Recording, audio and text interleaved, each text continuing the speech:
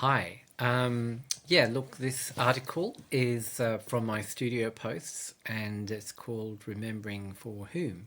And it's gone through quite a few revisions. And, normally I sort of just do very stream of consciousness in my studio posts.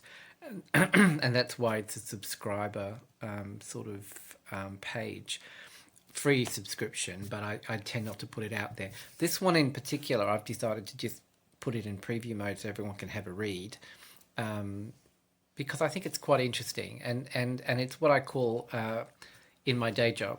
I'm an artist, but I've got a day job. It's what I call a social cohesion sort of trigger point.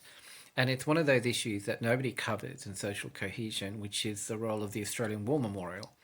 And I think that people don't realise that multicultural communities, people who don't get defined by the mainstream, as a mainstream Australian, but especially sort of the fairly conservative parties and commentators, that we do look carefully at the controversies that are going on there, especially as it implies any sort of bias or lack of transparency in foreign policy to do with conflict or international intervention.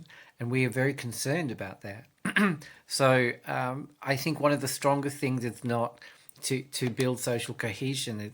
It's not always having lots of ABC, SBS kind of great little Australian stories, things, harmony days, all of that sort of stuff. It's not really what we're tuned into.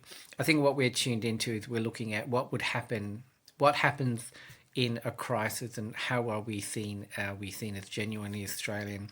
Are we seen as part of a community that wants to defend the values of this country, which I think the majority of multicultural people want to do?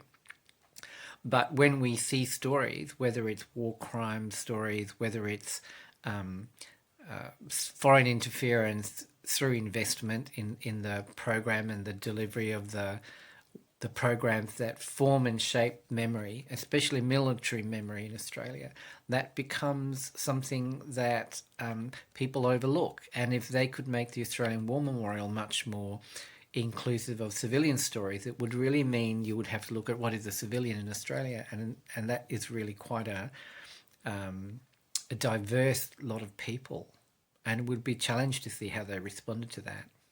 And that's really what this mini essay is about.